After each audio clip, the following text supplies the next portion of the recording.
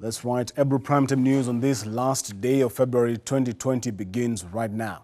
Good evening and welcome aboard. My name is Kenneth Kazungu. Our sign language interpreter for tonight is Joyce Werimo. We begin with that global coronavirus scare that is sending shockwaves right here at home, and the whistleblower who is alleged to have released a video that went viral on social media with a China Southern airline that had 239 passengers on board now claims his life is in danger. Gire Ali, through his lawyer Danstan Omari, says they will be moving to court on Monday to seek orders to have Ali accorded state security as well as reinstated back to his job. Now, this as the authenticity of that video that broke the internet and the hearts of Kenyans comes under serious questions. Diana Rachel Mbugua begins our coverage tonight. According to Gire Ali, the video that went viral may not have come specifically from his phone. Gire, through his lawyer Danstan Omar, says just before the passengers alighted from the China Southern airline on February 27th at 7 a.m., there were 5 Chinese nationals who appeared to be members of the press but were using their phones to record their videos.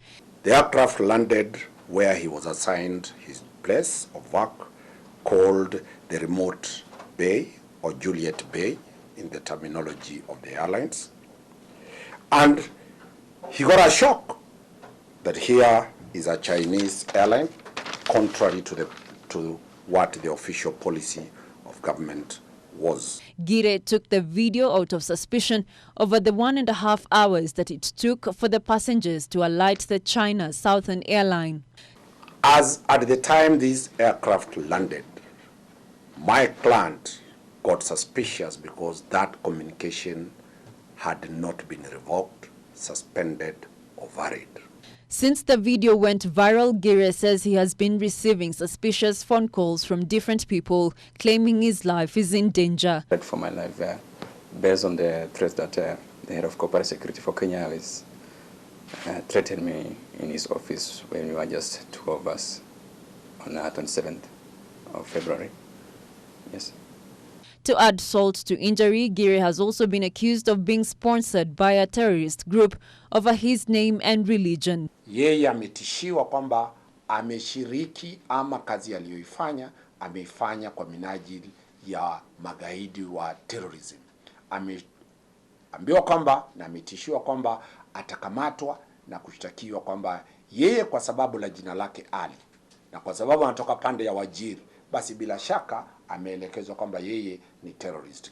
Kenya Airways suspended Gire Ali, accusing him of exposing poor handling and management of passengers arriving from coronavirus-ravaged China.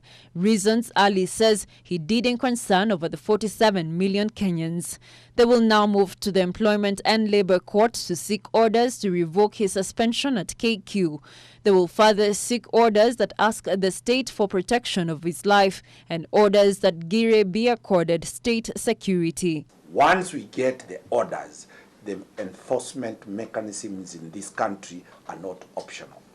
Once there's a court order, for now he doesn't have a court order. President Uhuru Kenyatta Friday formed the National Emergency Response Committee to monitor the risk posed by the deadly coronavirus following a public outcry. The move came after a judge of the High Court suspended flights from China to Kenya.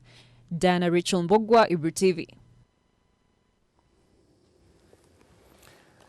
To the repercussions of Mr. Ali's actions now and the global coronavirus scare could be more than just a health scare for 2 cabinet secretaries who some medics now want jailed for putting Kenyans at risk of contracting the disease that is spreading like wildfire.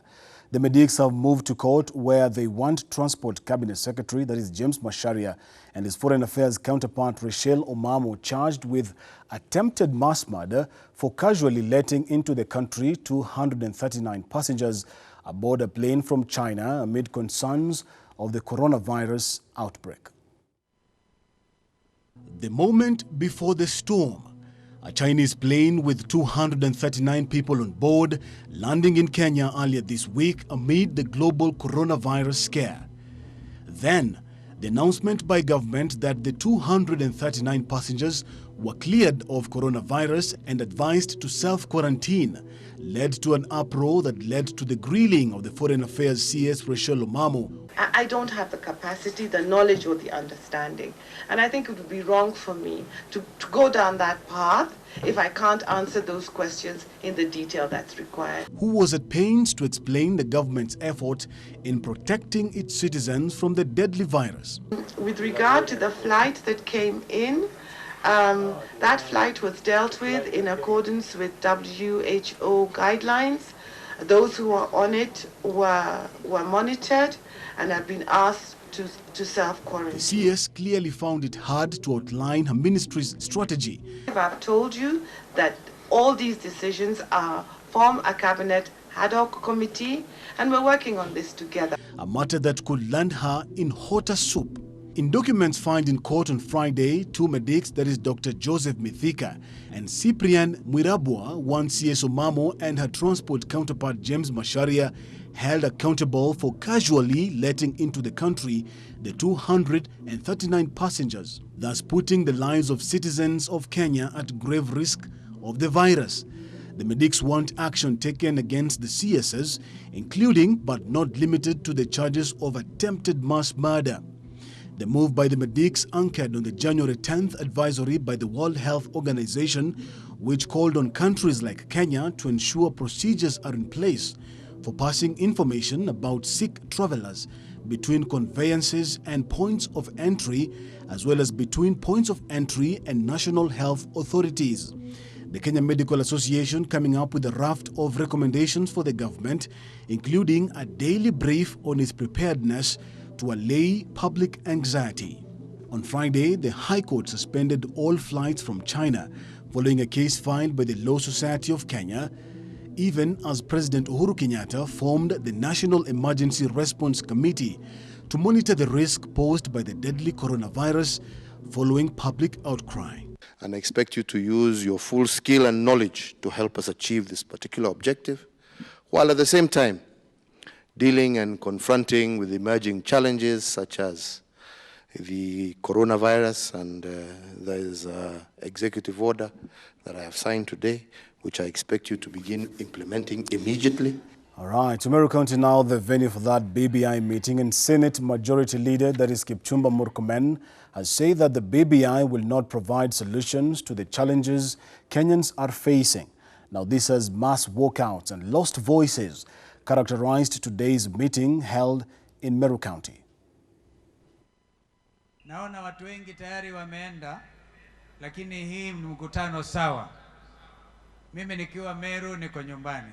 The BBI Meru edition might well have been used to gauge the popularity of differing politicians, with those allied to Deputy President William Ruto finally getting an opportunity to showcase their defiance to the entire BBI project. Tuache uongo ya kuja kuambia raia ati tutashughulikia hiyo kupitia BBI. Tumepewa pesa tutengeneze maendeleo kwa Kenya kwanza.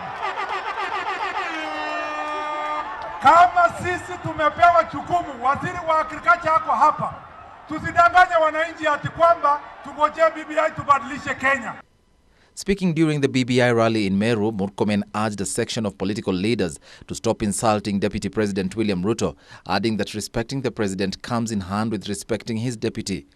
Shida kubwa sana ya siasa ya Kenya ni utapeli na kutafuta njia ya kudanganyana. Mimi nataka kuomba wanasiasa wenzangu hapa, tukitaka kuunganisha Kenya, tuache utapeli, kila mmoja apate nafasi ya kusema ile anataka kusema kwa Kenya. Because nilisikia hapa watu wanasema BBI sio ya utapeli. Utapeli katika Kenya iko kwa ofisi ya nani?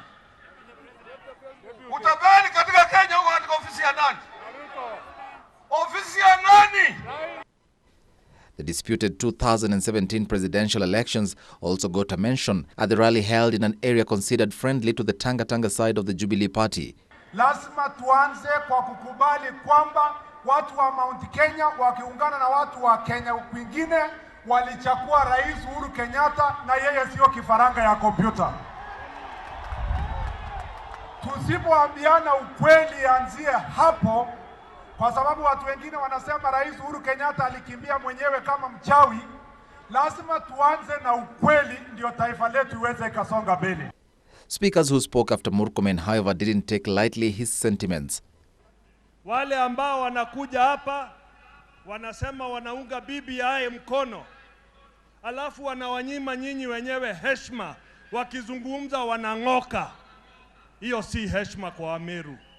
Wewe umesaguliwa na wananchi wakasimamie bunge, alafu wewe ndio unapatiwa kandarasi ya kutengeneza barabara. Unapora pesa, wananchi wanakaa bila barabara, unakuja kupiga kelele. Gatundu South Member of Parliament Moses Kuria and Murkomen stormed out of the BBI rally shortly after Murkomen's speech.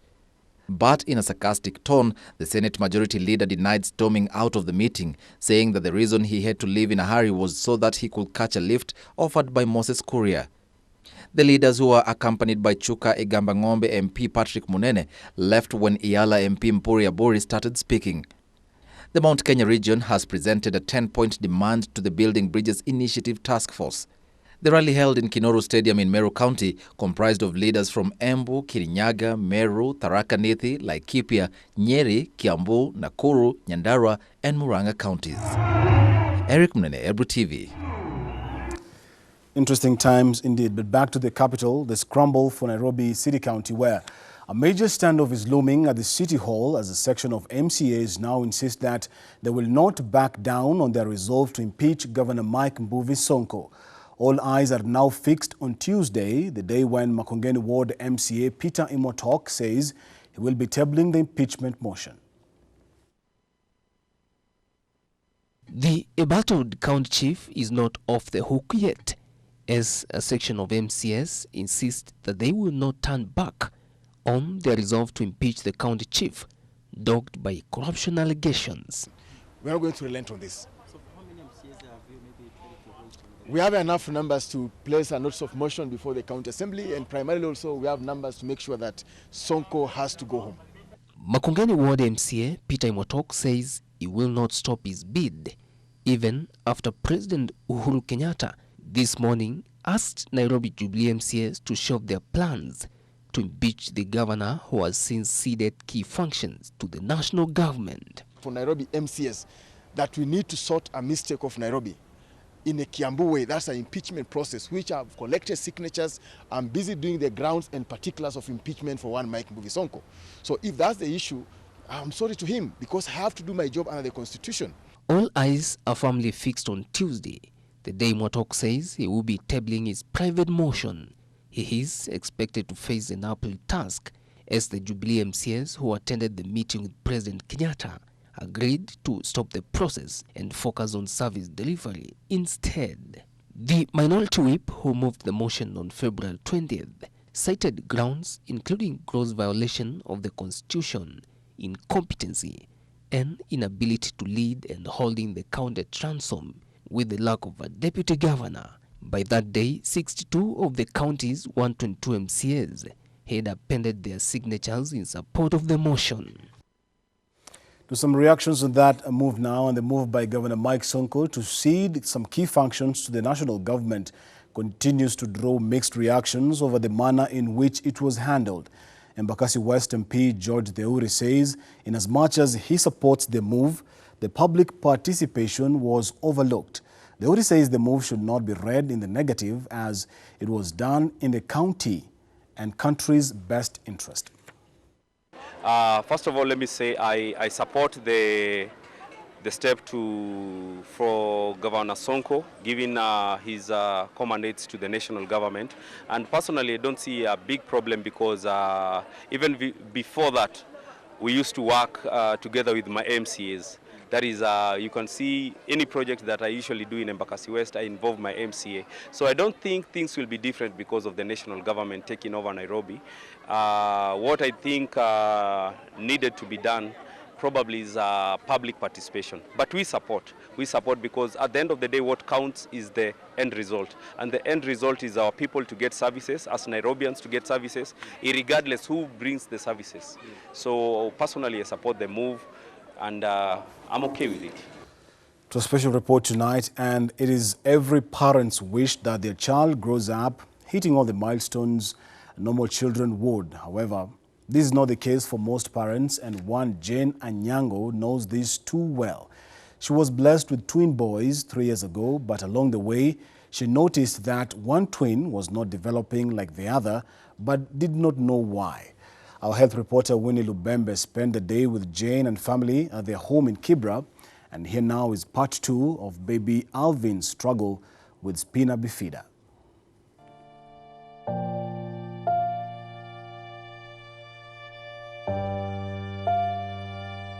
They eventually settled for a special jacket that will help align the spinal cord. The only problem is Alvin will have to wear it for 12 years. 40,000 walikuwa wanataka. This is the smallest jacket, I think. This is the smallest jacket. So ukipiga that 40,000 for 12 years, ilikuwa na almost $500,000.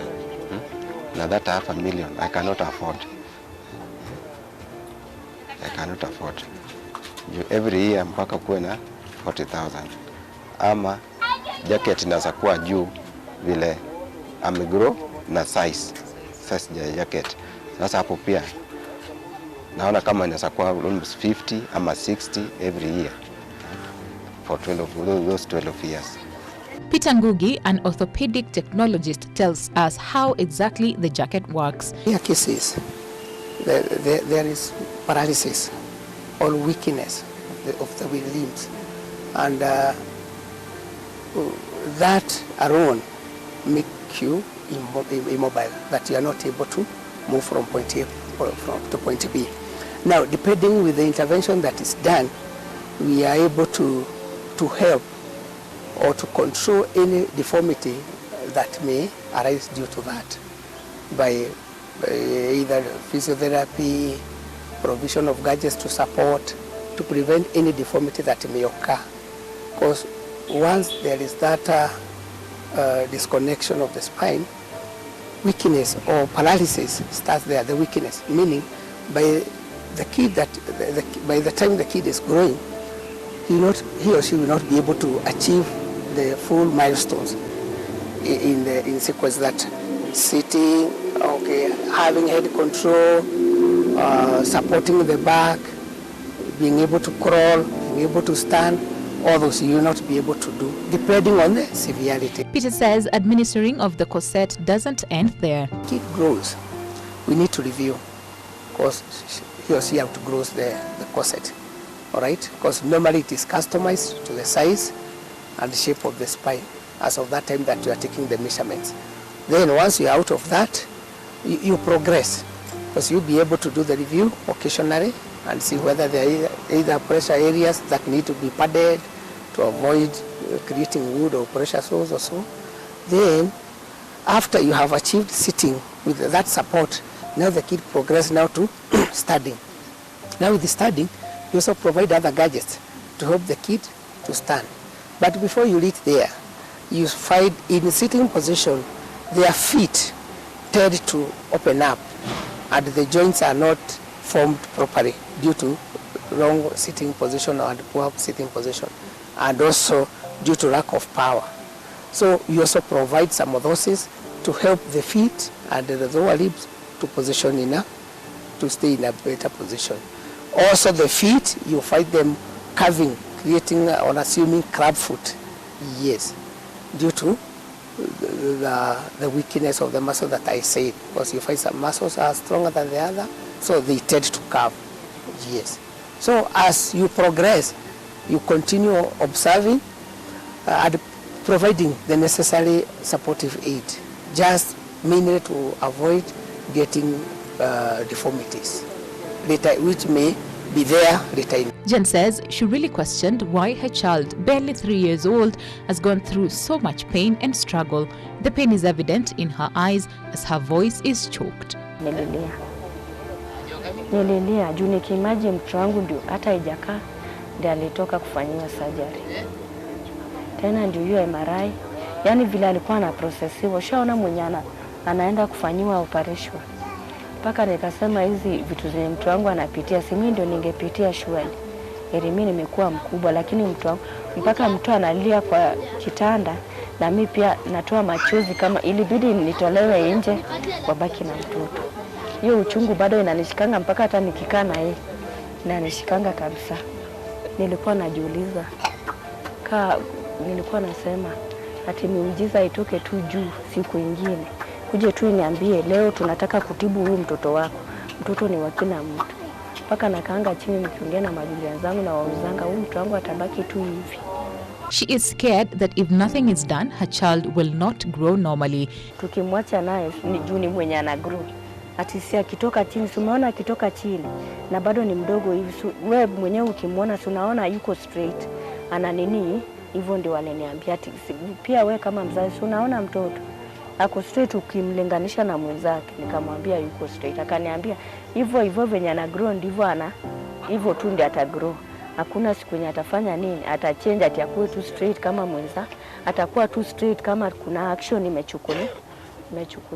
So, daktari alikuwa anasema ikikaa sana pia hiyo rib inaweza kuja iguse roho. Unaona iko side ya left, inaweza kuja iguse roho. Na ikigusa roho inaweza letea mtoto shida ya kukufa tu sasa, ama hati inaweza kuwa tena chukue poison nyingine ile itakani na imletea tena shida. That the kid is not able to stand, is not able to sit properly, he sits with the spine curved. It may bring pressure sores due to wrong sitting. There is bladder, bowel incontinence, all those which could lead now to other conditions that may affect his or her life. For Collins and Jen, getting the 40,000 shillings every year to acquire a corset is a big challenge.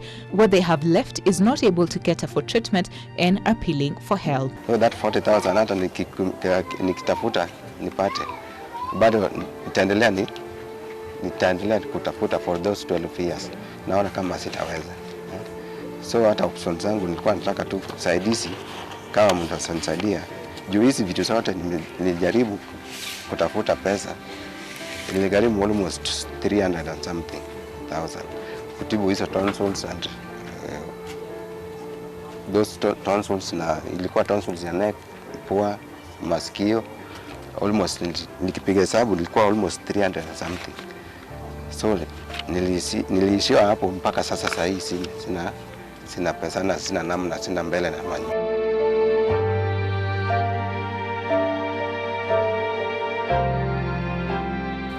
Well, every young child hopes and have big dreams when they grow up in future to become productive adults. But for baby Alvin, as it is right now, his future seems bleak given his condition that is on spina bifida. Of course, he's not able to function normally or grow up as any normal child would. And of course, from what the doctors are saying, that if his condition is not treated as soon as possible, then his future seems really, really bleak, because now he cannot be able to function and be productive as an adult. So if he gets the treatment that he needs now, then he might be able to grow and function as any normal adult would, and of course be productive, and that includes doing heavy manual job.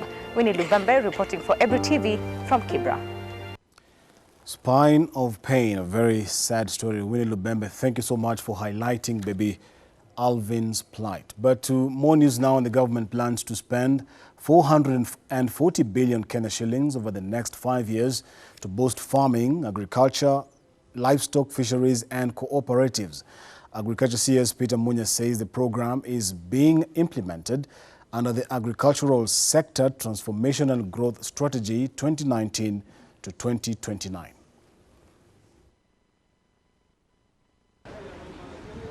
Mr. Munya spoke during the Kenya Private Sector Alliance organized National Agriculture Summit in Nairobi, where he explained that the Agricultural Sector Transformation Growth Strategy has built on lessons learned from previous strategies with a focus on counties as the centers for implementation and delivery.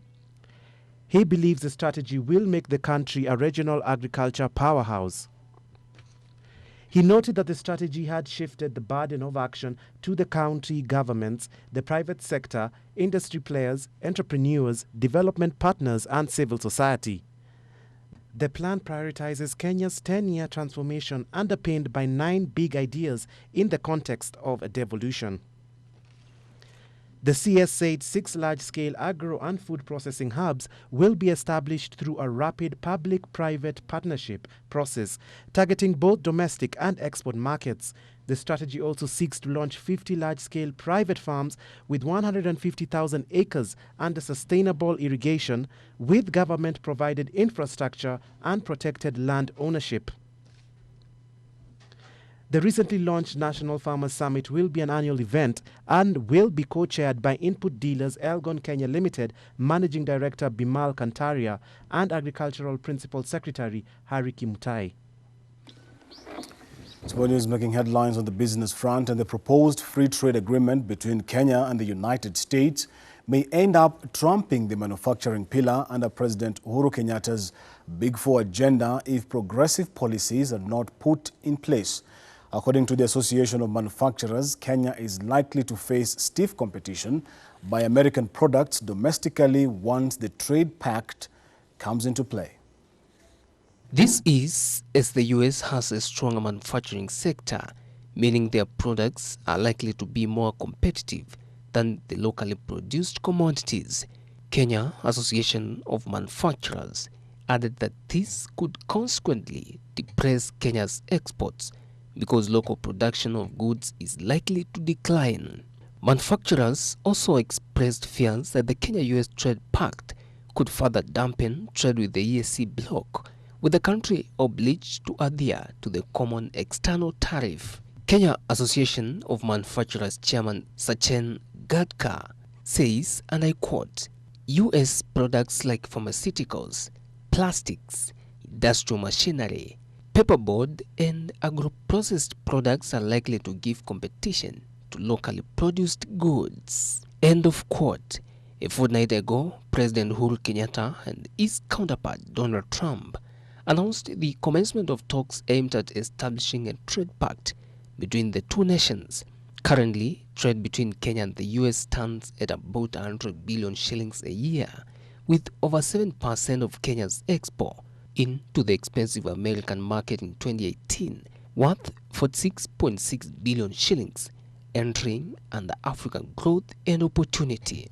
Kenya is already facing stiff competition from imports from Egypt under COMESA, with the Africa Continental Free Trade Area set to come into effect on July 1st, expected to bring more competition from South African goods, which are currently facing an EAC custom duty rate of 25%. All right, so let's dive straight into the world of sports after this ID. All right, we begin with some good news for the country, where Kenya's Commonwealth Games bronze medalist Christine Ongare has qualified for the 2020 Tokyo Olympic Games. The 26-year-old Ongare has beat Uganda's Catherine Nanziri in a unanimous decision in the flyweight box-off to become the first Kenyan woman boxer to qualify for the Olympics through a competitive qualifier.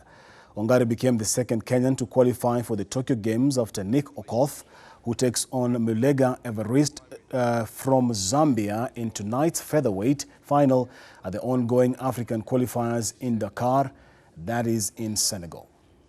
For the rest of this bout, and she really did show some very, very impressive punch variety throughout, especially with the right hand over the top, which she had great success with throughout.